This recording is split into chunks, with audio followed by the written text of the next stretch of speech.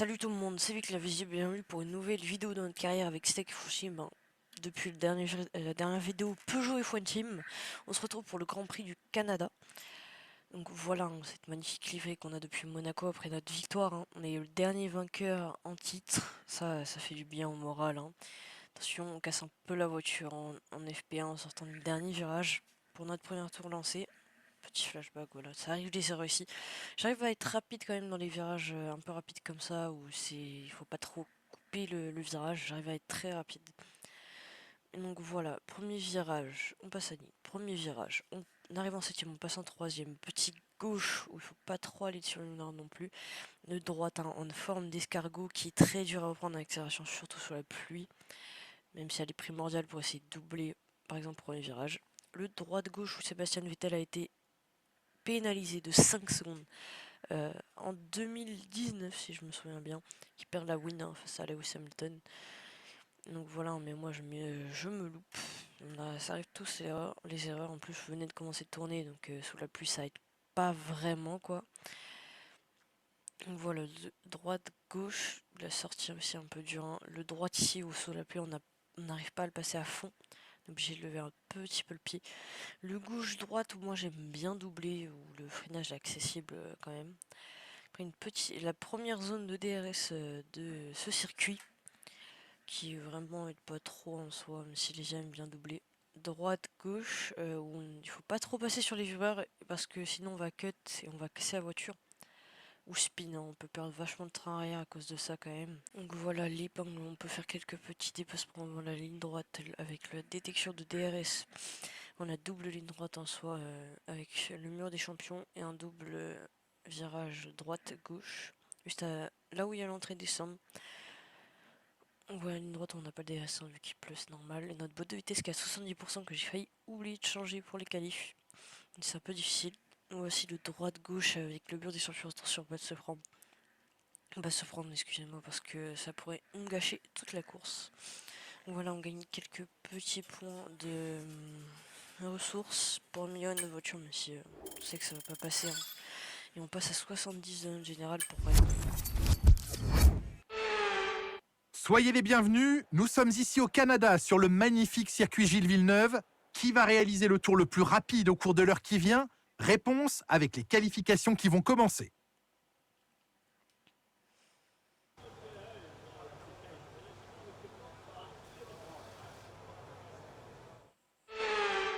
Et donc nous voilà pour notre premier tour en Q1, mais si vous voyez ça va pas durer très longtemps. On va énormément souper si vous le verrez dans les prochaines minutes. Comme je vous expliquais le premier virage, on essaye de passer en finesse, attention, oui on ressort un peu de large, on a freiné un peu trop tard, mais ça repasse, bonne accélération. Si je pense qu'on aurait pu être un tout petit peu plus vite. Donc, comme on voit, je vous ai pas dit, mais on a eu un petit problème de fiabilité. C'est pour ça que tout le monde a fait leur tour et qu'il reste que 10 minutes. Donc on passe les virages, on essaye d'accélérer un minimum dans les virages, essayer de trouver la performance sur cette voiture. Personne sur la piste, on est les seuls sur la piste, on n'a aucun trafic, il faut juste faire un bon tour pour essayer de passer en Q2. Attention, juste avant l'épingle, même si la réaccélération est primordiale pour la ligne droite qui est très longue, attention au blocage des roues, on part un peu large, on sort de la trajectoire, même si en soi ça peut nous octroyer une bonne réaccélération. On vide le RS pour essayer d'avoir de la performance sur son les deux derniers virages de ce tour. On cut énormément quand même, mais si on soigne un peu la sortie, entre guillemets, bien sûr. Si on cut énormément, et c'est un 19e temps. On a vraiment fait un temps nul. Et comme vous voyez, on ne passe pas en Q2. Je crois que j'ai eu un problème, que mon deuxième tour était nul, mais voilà, on ne passe pas en Q2. J'ai fait la même erreur que à Imola, si je me souviens bien. J'avais oublié de ressortir à temps. Et on perd du coup la note de 70 qu'on venait juste de gagner. C'est vachement bien quand même. Il est l'heure de reprendre la piste à Montréal, la deuxième plus grosse ville francophone du monde et surtout l'hôte du Grand Prix du Canada depuis 1978.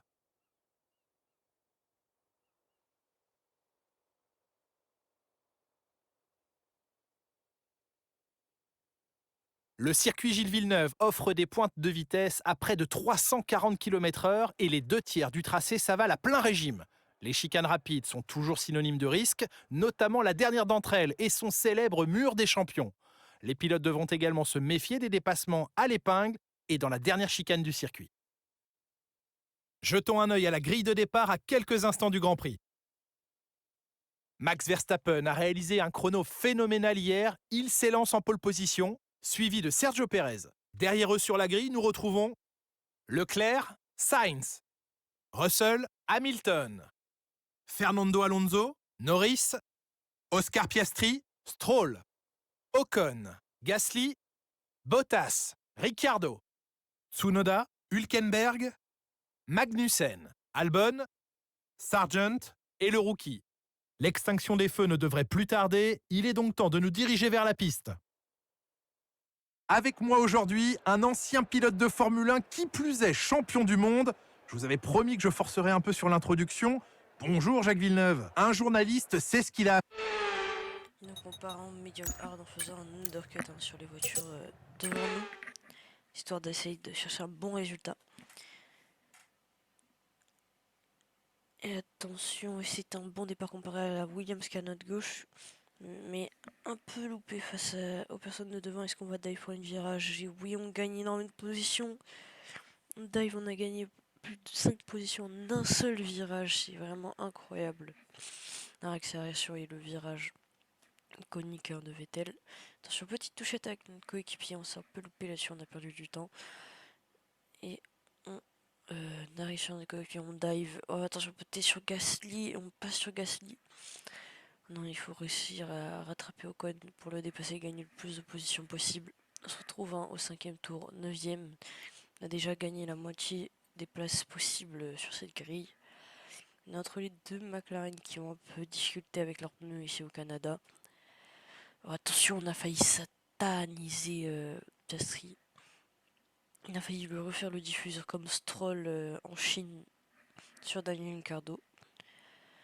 Attention, on arrive au mur des champions. D'ailleurs, il s'appelle le mur des champions parce que Michael Schumacher s'est craché ici. Je ne sais plus en quelle année, excusez-moi, mais il s'est craché ici, a complètement détruit sa voiture au même virage qu'on vient de passer. C'est nous, bon, on le fait, mais de temps en temps. Voilà. Et attention, dive sur Piastri. Essayez de pas trop perdre de temps sur Hamilton devant, essayer de le rattraper et gagner encore quelques positions. On se retrouve au 9e tour, on va box ce tour là. On voit un Sainz avec le fastest lap qui se retrouve P3 sur le podium. C'est une bataille avec les Ferrari et les Red Bull. On voit Perez devant. Même si les deux Red Bull sont partis en hard et on fait hard medium et vont être plus rapides sur ce deuxième relais. Même s'ils sont plus lents sur le premier relais. Voilà un défaut sur Alonso juste avant les pits. Et attention, j'ai oublié de pits. Donc voilà, petit flashback parce que j'étais trop concentré dans mon tour. J'ai oublié qu'il fallait rentrer au stand. Donc voilà, on va rentrer au stand, essayer de pas prendre de pénal. Vous voyez, l'entrée des stands c'est dans un virage. Donc c'est un peu bête d'avoir fait comme ça. Mais bon, on fait comme on peut. Alors sur l'entrée des stands, est-ce qu'on va faire une entrée optimale? Et oui, on fait une entrée optimale. Allez, un bon arrêt s'il vous plaît, les mécanos. Non, ça, oui, il se passe bien cet arrêt, il se passe bien 2 secondes 4. On va essayer de tout donner pour sortir devant Alonso et lui mettre un tout petit gap, histoire d'être tout seul pour quelques tours, pour pas se faire attaquer, risquer de casser son aileron ou quoi. On se retrouve le tour juste après. Tout le monde va rentrer au stand, hein. On va voir si on ressort devant, enfin on ressort largement devant Alonso, voir là maintenant la distance qu'on aura avec Alonso à la sortie des stands. Attention, est-ce qu'on ressort avec une seconde d'avance? En tout cas on ressort devant, ça c'est sûr. Il ressort, on a 7 dixièmes d'avance. Ok, on garde cette dixième d'avance 2 tours après, mais s'il nous a un peu rattrapé je pense. On voit les deux Ferrari devant avec les deux Red Bull. Si les deux Red Bull ne sont toujours pas arrêtés, même si on a un très très gros gap avec les Ferrari. On a quelques tours après, hein, Russell qui nous a dépassé, qui avait un très très bon rythme sur sa fin de relais, qui nous a dépassé et on n'arrive pas à le rattraper en vue de notre voiture. Et si on voit Perez en medium et Verstappen aussi en medium qui va essayer de chasser Ferrari comme on voit sur la minimap. Deux Ferrari qui sont côte à côte, hein, pour l'instant doublés italiens. On va défendre sur Alonso jusque dans les derniers tours, dans nos derniers retranchements. Juste avant l'épingle, on n'essaye pas trop de jouer le DRS, vu qu'on a 7 dixièmes à peu près d'avance. Même si on va se faire rattraper en ligne droite, mais c'est bon, on a de l'ERS, donc ça devrait tenir, je pense. Attention, la sortie, elle est pas mal.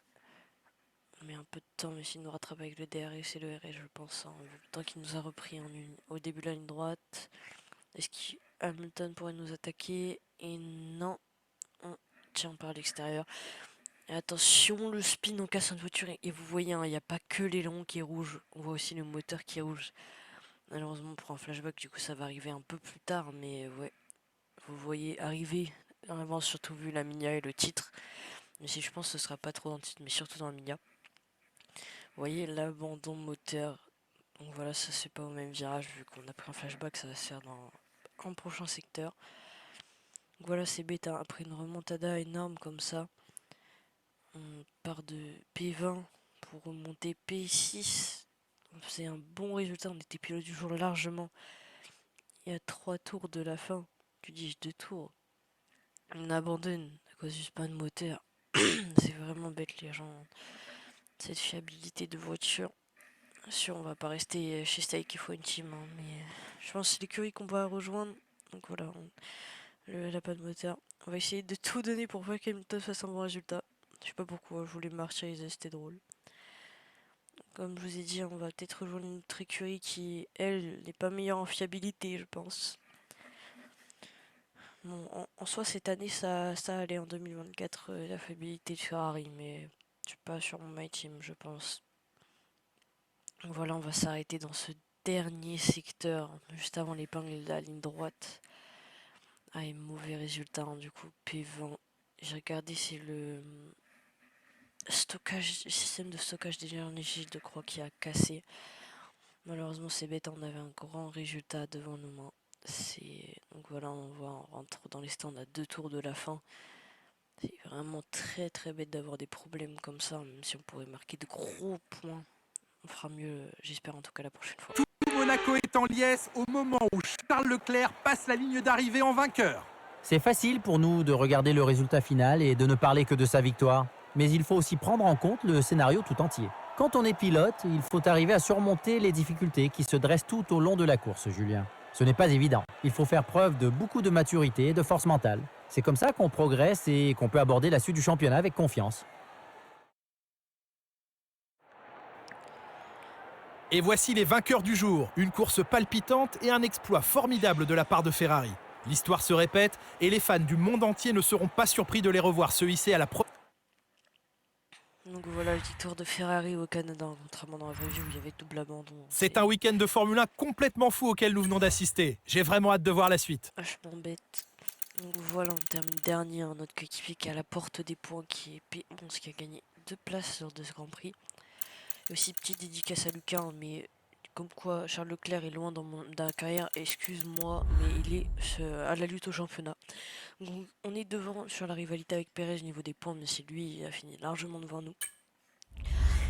On a gagné une rivalité, hein, face à Sargent au niveau de la note, on gagne en motivation. Donc voilà, on arrive à avoir cette note de 70 de moyenne générale à la fin de ce Grand Prix. On gagne une note en motivation, une note en rythme et une note générale. On gagne pas trop en renommée, mais on est à 2 doigts d'avoir une accélération en R&D qui peut vachement nous aider quand même. On gagne aussi un peu un spécialiste, hein, heureusement. Donc voilà, c'était la fin du Grand Prix du Canada. On va voir dès maintenant la pièce cassée, en sachant qu'on l'a que en 2 exemplaires. On dirait que tu as un nouveau rival. C'est l'occasion idéale de montrer au monde entier pourquoi tu as ta place dans le paddock et de me prouver que j'ai raison de t'avoir dans ma clientèle d'élite. Je plaisante. J'adore bosser avec toi. Donc voilà, système de stockage d'énergie, hein, qui a cassé, sachant qu'on n'a que 2 exemplaires, donc on va peut-être devoir prendre une pénale lors de cette saison endiablée, hein. C'est vraiment dommage, les gars. Donc voilà, on change, hein, de système de stockage d'énergie pour la prochaine course, qui est, je ne sais plus où, mais je crois en Espagne. Oui, elle est en Espagne. Donc voilà, c'était Vic l'Invisible. Prenez soin de vous, des ondes que vous aimiez. Ciao.